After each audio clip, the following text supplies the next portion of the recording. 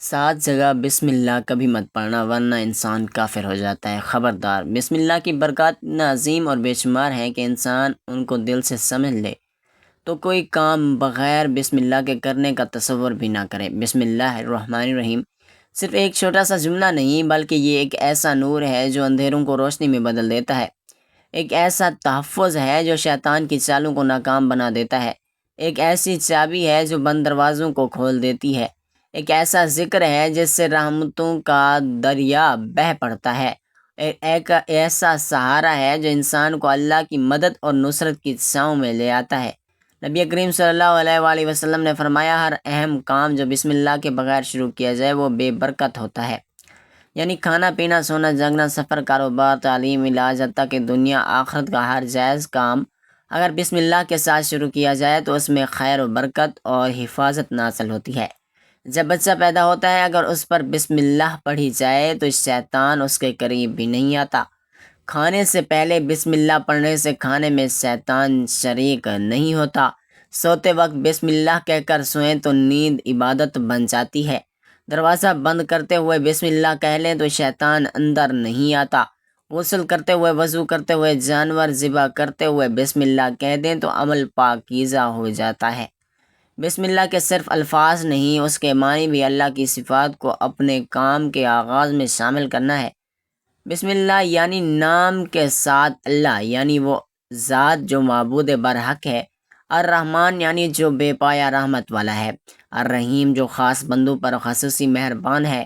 جب ہم بسم اللہ کہتے ہیں تو گویا اپنے ہر کام میں اللہ کی رحمت، اس کی مدد، اس کی حفاظت کو شامل کر رہے ہوتے ہیں۔ ایک حدیث میں آتا ہے کہ نبی کریم صلی اللہ علیہ وآلہ وسلم نے فرمایا، جو شخص اپنے گھر میں داخل ہوتے وقت اور کھانا کے وقت بسم اللہ پڑھتا ہے، شیطان کہتا ہے کہ نہ تمہارے لیے رہنے کی کوئی جگہ ہے نہ کھانے کی۔ ایک بزرگ فرماتے تھے کہ اگر کوئی بندہ دل سے بسم اللہ کہہ دے تو وہ ایسا ہے جیسے وہ اللہ کے جھنڈے تلے آ گیا ہو، پھر اس کا ہر کام اللہ کی پناہ میں آ جاتا ہے۔ علماء فرماتے ہیں کہ بسم اللہ پڑھنے سے دل میں سکون اترتا ہے، خیالات پاکیزہ ہوتے ہیں، رزق میں اضافہ ہوتا ہے، مصیبتیں دور ہوتی ہیں، دعائیں قبول ہونے کے دروازے کھلتے ہیں۔ اس لیے ہمیں چاہیے کہ ہر چھوٹے بڑے کام کے آغاز میں دل سے بسم اللہ کہیں، چاہے وہ موبائل کھولنا ہو، کتاب پڑھنا ہو، دروازہ بند کرنا ہو یا کوئی نیا سفر ہو۔ جو شخص بسم اللہ کو اپنی زندگی کا حصہ بنا لیتا ہے، اللہ اس کی زندگی کو اپنی رحمت کا حصہ بنا لیتا ہے۔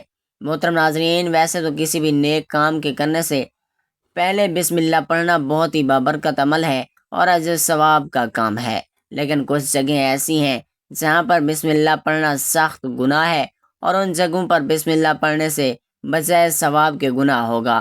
تو پیارے دوستو، 7 جگہ بسم اللہ کبھی مت پڑھنا ورنہ انسان کافر ہو جاتا ہے۔ خبردار! قرآن مقدس اللہ کی عظیم کتاب ہے، یہ برکت والی کتاب ہے، اس کی آیتوں مومنوں کے لیے شفا ہیں، اس کے ایک ایک حرف میں 10 نیکیاں اللہ نے مقرر فرمائی ہیں۔ قرآن مقدس دنیا اور آخرت کی پریشانیاں کا علاج ہے۔ قرآن مقدس رحمتوں کا خزانہ ہے، لیکن اس عظیم رحمت والے خزانے سے مالا مال ہونا ہے تو سچے دل سے بسم اللہ الرحمن الرحیم پڑھو، پھر اس خزانے کو کھولو اور زیادہ سے زیادہ اللہ کی رحمتوں کو حاصل کرو۔ جب قرآن مقدس جیسی عظیم کتاب بغیر بسم اللہ الرحمن الرحیم کے نہیں تو دوسرے جائز کام کی برکتیں بغیر بسم اللہ الرحمن الرحیم کے کیسے حاصل ہو سکتے ہیں؟ حضرت عثمان بن عفان رضی اللہ تعالیٰ عنہ نے رسول اللہ صلی اللہ علیہ وآلہ وسلم سے بسم اللہ کی نسبت سوال کیا۔ آپ صلی اللہ علیہ وآلہ وسلم نے فرمایا، یہ اللہ تعالیٰ کا نام ہے، اللہ تعالیٰ کے بڑے ناموں میں سے، اور اس میں اس قدر نزدیکی ہے جیسے آنکھ کی سیاہی اور سفیدی۔ میں حضرت جابر رضی اللہ تعالیٰ عنہ فرماتے ہیں، جب یہ آیت بسم اللہ الرحمن الرحیم اتری، بادل مشرق کی طرف چھٹ گئے، سمندر ٹھہر گیا، جانوروں نے کان لگا لیے، شیاطین پر آسمان سے شعلے گرے، اور پروردگار عالم نے اپنی عزت و جلال کی قسم کھا کر فرمایا، جس سر پر میرا یہ نام لیا گیا اس میں ضرور برکت ہوگی۔ ابن مسعود رضی اللہ تعالیٰ عنہ فرماتے ہیں کہ جہنم کے 19 دراغوں سے جو بچنا چاہتا ہے وہ بسم اللہ الرحمن الرحیم پڑھے، اس کے بھی 19 حروف ہیں، ہر حرف پر ہر فرشتے سے بچاؤ بن جائے گا۔ اسے ابن عطیہ نے بیان کیا کہ لیکن کچھ ایسی جگہیں ہیں جہاں پر بسم اللہ الرحمن الرحیم پڑھنا حرام ہے، جائز ہی نہیں ہے۔ ہر انسان جہاں جاتا ہے پڑھ لیتا ہے، کچھ لوگوں کی ایسی عادت بن جاتی ہے کہ وہ ہر کام کرنے سے پہلے ایک دم بسم اللہ الرحمن الرحیم پڑھتے ہیں، تو کچھ ایسی بھی جگہ ہیں جہاں پہ بسم اللہ ہمیں نہیں پڑھنا چاہیے۔ جہاں پر بسم اللہ اگر انسان پڑھے گا تو وہ گناہ گار ہوگا۔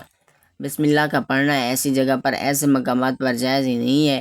اب آپ یہ سمجھ لیجئے کہ کون سے مقامات پر بسم اللہ پڑھنا چاہیے، کن مقامات پر بسم اللہ نہیں پڑھنا چاہیے۔ ناظرین، آپ نے سنا ہوگا کہ ہر کام شروع کرنے سے پہلے بسم اللہ الرحمن الرحیم پڑھنا چاہیے، کیونکہ بسم اللہ الرحمن الرحیم کا معنی ہے کہ اللہ کے نام سے شروع، جو بہت بڑا مہربان نہایت رحم کرنے والا ہے۔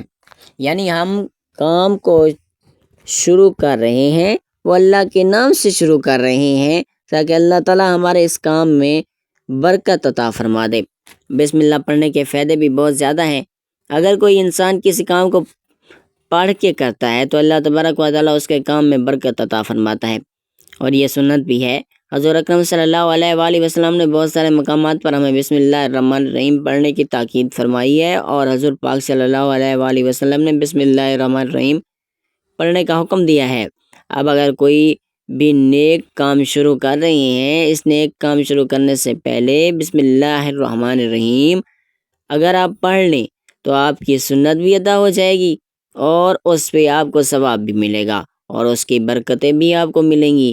اگر آپ نے کسی نیک کام شروع کرنے سے پہلے بسم اللہ پڑھ لیا تو پھر انشاءاللہ اس میں آپ کا نقصان نہیں ہوگا۔ اللہ تعالیٰ خود آپ کا حامی و ناصر اور مددگار بن جائے گا، کیونکہ آپ نے اپنے کام کو اللہ کے نام سے شروع کیا ہے۔ ہمارا کام تھا کرنا، اور بندہ کیا کرتا ہے، اور اس کے بس میں ہوتا کیا ہے؟ بندہ تو اسباب اختیار کرتا ہے، اور بندہ کر بھی کیا سکتا ہے؟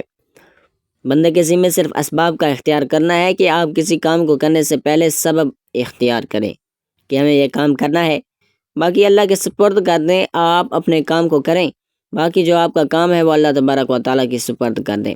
ایک مرتبہ ایک صحابی آئے، آ کر عرض کیا، یا رسول اللہ صلی اللہ علیہ وآلہ وسلم، میں پریشان ہوں، میرے اونٹ کہیں گم ہو گئے ہیں۔ تو آپ صلی اللہ علیہ وآلہ وسلم نے فرمایا، ان کو یہ بتایا کہ اللہ پہ بھروسہ کرو، اور اللہ پہ بھروسہ کریں کہ میں نے اللہ پر بھروسہ کر لیا۔ اللہ پاک کافی بہترین کارساز ہے۔ تو کچھ صحابہ کرام کہنے لگے، یا رسول اللہ، ہمیں اللہ کی ذات پر بھروسہ ہے کہ ہم اپنے اونٹوں کو ایسے ہی چھوڑ دیں، اگر ہماری قسمت میں ہوں گے تو ہمارے اونٹ واپس آ جائیں گے، اور مقدر میں نہیں ہوں گے تو چلے جائیں گے، ہمیں اللہ کی ذات پر بھروسہ ہے۔ تو آپ صلی اللہ علیہ وآلہ وسلم نے فرمایا کہ نہیں، پہلے اپنے اونٹ کو باندھو، پھر اللہ کی ذات پر یقین کرو، پھر اللہ کی ذات پر بھروسہ کرو، یعنی ہمارے ذمے کا جو کام ہے وہ ہمارے اوپر کرنا لازم ہے۔ اسباب کا انکار کرنے والا ظاہر ہوتا ہے، اسباب کا انسان انکار کر ہی نہیں سکتا کہ نہیں، ہم تو ہاتھ پہ ہاتھ رکھ کے بیٹھ جائیں، اب اللہ کھلائے گا، کیونکہ وہ رزاق ہے، وہ ہمیں کھلائے۔ لیکن آپ اپنی محنت کیجئے، آپ اسباب اختیار کیجئے، پھر اللہ کی ذات پر چھوڑ دیں، آپ مزدوری پر جاؤ، آپ کام پر جاؤ، آپ کاروبار کرو، پھر اللہ کی ذات پر چھوڑ دو کہ اے پروردگار عالم، اب جو ہمارا کام تھا ہم نے کر لیا، آگے تیری رضا ہے اور تیری رحمت کے ہم امیدوار ہیں۔ صرف ہمارے کمانے سے رزق تھوڑی ملتا ہے، آپ نے کمایا بس کما کے لے آئے، اس کے علاوہ آپ غور کیجئے کہ دانے کو زمین سے نکالا کس نے، اس کے بعد پھر اس کو گیہوں کی شکل میں، پھر وہ آٹے کی شکل میں بنا، پھر وہ روٹی بنتی ہے۔ ہم سمجھ رہے ہیں کہ یہ ہماری محنت سے ہو رہا ہے، ہم نے روٹی بنائی، روٹی بنا کے وہ گوشت یا سالن یا سبزی ہمارے سامنے آئی، اس کے بعد ہم نے جیسے اس کو بسم اللہ الرحمن الرحیم پڑھ کے کھایا، تو اب ہمارے حلق پر ایک فرشتہ بیٹھا ہوا ہے، وہ فرشتہ اب اللہ سے اجازت مانگ رہا ہے۔ حلق میں ہماری دو نالیاں ہوتی ہیں، ایک نالی ہوتی ہے جو سانس کی ہوتی ہے، ایک نالی وہ ہوتی ہے جس سے رزق اندر جاتا ہے، کھانا اندر جاتا ہے۔ تو یہ دو نالی بالکل برابر ہوتی ہیں اور دونوں کا ایک ہی چھید ہوتا ہے، لیکن پھر وہ اندر جا کر الگ ہو جاتی ہیں۔ اب آپ یہ سوچ کر دیکھیے کہ فرشتہ یہاں پر بیٹھ کر اللہ سے پوچھتا ہے کہ مولا، اس لقمے کو زندگی کا سبب بناؤں یا موت کا باعث بنا دوں؟ اب اللہ تعالیٰ کی اگر مرضی ہوتی ہے تو وہ لقمہ زندگی کا سبب بن جاتا ہے، اور اگر اللہ کی مرضی نہیں ہوتی تو وہ لقمہ موت بن جاتا ہے، یعنی اگر وہ لقمہ بجائے خوراک والی نالی میں جانے کے اگر وہ سانس والی نالی میں چلا جائے تو پھر انسان ختم ہو جائے گا۔ تو آپ دیکھیں، ہم نے اتنے سارے کام کیے لیکن فرشتہ یہاں پر بیٹھا ہوا ہے کہ اس نے نوالے کو اس لقمے کو کہاں لے جانا ہے، تو یہ آپ نے اسباب اختیار کیے اور اللہ تبارک و تعالیٰ پر چھوڑ دیا۔ جو نیک کام ہم شروع کر رہے ہیں، کھانا کھا رہے ہیں، تو ہمیں بسم اللہ پڑھنے کی تاکید کی گئی ہے۔ لیکن بہت سارے لوگ ایسے ہوتے ہیں کہ کچھ حرام کام کرتے ہیں، جیسے مثال کے طور پر اگر کوئی انسان جوا کھیل رہا ہے تو اس میں بسم اللہ کا پڑھنا حرام ہے۔ اللہ کے نام سے شروع۔ اللہ نے کب کہا تھا کہ آپ جوا کھیلو؟ اللہ نے کب کہا تھا کہ آپ شراب پیو یا شراب بیچو؟ اللہ نے کب کہا تھا کہ آپ جھوٹ و فریب، مکر و فریب کھیلو؟ اللہ نے کب کہا تھا؟ ایک شخص نے بڑی عالی شان منزل بنوائی اور اس پر لکھا ھذا من فضل ربی، اور شیطان نیچے بیٹھا رو رہا تھا۔ تو لوگوں نے پوچھا تو کیوں رو رہا ہے؟ تو اس نے کہا کہ دیکھو، میں نے اس سے جھوٹ بلوایا، فراڈ کرایا، ہم نے اس کی بلڈنگ فراڈ کر کے بنوا دی اور یہ لکھ رہا ہے یہ میرے رب کا فضل ہے۔ اللہ نے کہا کہ جھوٹ بول کے کمانا، اللہ نے کہا تھا کہ ڈھونگ کرنا، اللہ نے کہا تھا کہ فراڈ کرنا۔ شیطان تو ہر طرح سے انسان کو بہکاتا ہے، تو اس لیے حرام کاموں سے پہلے ہمیں بسم اللہ ہرگز نہیں پڑھنا چاہیے۔ کوئی بھی نیک کام شروع کرنے سے پہلے بسم اللہ الرحمن الرحیم پڑھنا چاہیے۔ ہمیں احتیاط کرنی چاہیے کہ جب ہم باتھ روم کے اندر داخل ہو چکے ہوں، نہانے سے قبل بسم اللہ نہ پڑھیں۔ باتھ روم میں جانے سے پہلے ہم بسم اللہ الرحمن الرحیم پڑھیں، اور باتھ روم کے نکلنے کے بعد جب کپڑے پہنیں تو پھر بسم اللہ الرحمن الرحیم پڑھیں۔